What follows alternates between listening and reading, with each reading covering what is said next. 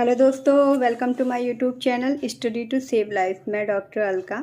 आज का हमारा टॉपिक है ब्रेन ट्यूमर या फिर ब्रेन कैंसर। तो चलिए पहले बात जान लेते हैं कि ब्रेन ट्यूमर कब कहेंगे और ब्रेन कैंसर कब कहेंगे।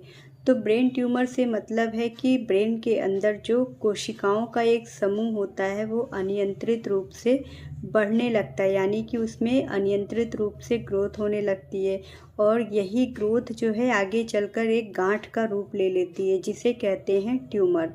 और ये ब्रेन के अंदर होती है तो इसलिए इसका नाम ब्रेन ट्यूमर होता है।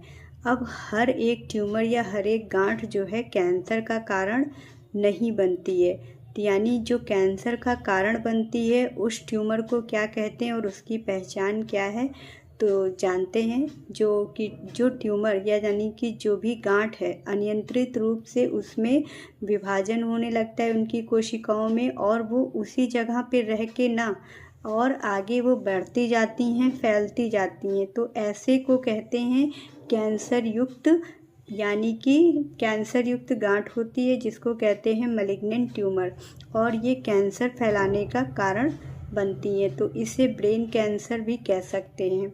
अब इसके बाद बात करते हैं ऐसे ट्यूमर जो कि घातक नहीं होते हैं, सौम्य होते हैं, सॉफ्ट होते हैं और ये कैंसर नहीं फैलाते हैं, तो इनको कहते हैं बिनाइन ट्यूमर। अब एक बात कर लेते हैं ट्यूमर जो है इनके तो प्रकार हो गए, एक बिनाइन और एक मैलिग्नेंट। अब बात करते हैं प्राथमिक ट्यूमर की। ऐसे ट्यूमर जो मस्तिष्क के भीतर शुरू होते हैं, यानी कि मस्तिष्क के अंदर बनते हैं, वो ट्यूमर होते हैं प्राथमिक। अब बात करते हैं दूसरे एक तरीके के ट्यूमर होते हैं जिनको कहते हैं माध्यमिक ट्यूमर। ये ब्रेन के बाहर स्थित होते हैं ऐसे ट्यूमर और वहाँ से ये फैलना शुरू करते हैं और जिसे कहते हैं ब्रेन मेटास्टेसिस ट्यूमर। ऐसे ट्यूमर को ब्रेन मेटास्टेसिस ट्यूमर कहा जाता है।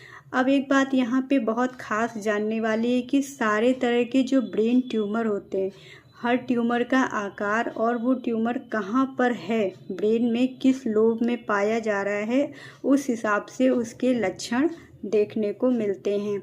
जैसे कि frontal lobe, parietal lobe, temporal lobe, occipital lobe, इतने तरह के लोब होते हैं। अब किस लोब में ट्यूमर पाया जा रहा है और वो कितना बड़ा है साइज में, उस हिसाब से उस लोब की कार्य प्रणाली जो है डिस्टर्ब होती है या फिर बाधित होती है, तो उस हिसाब से वैसे ही लक्षण देखने को मिलते हैं। बाकी की बातें नेक्स्ट वीडियो में करेंगे। वीडियो अच्छा लगा हो लाइक शेयर सब्सक्राइब करना ना भूलें। Thank you.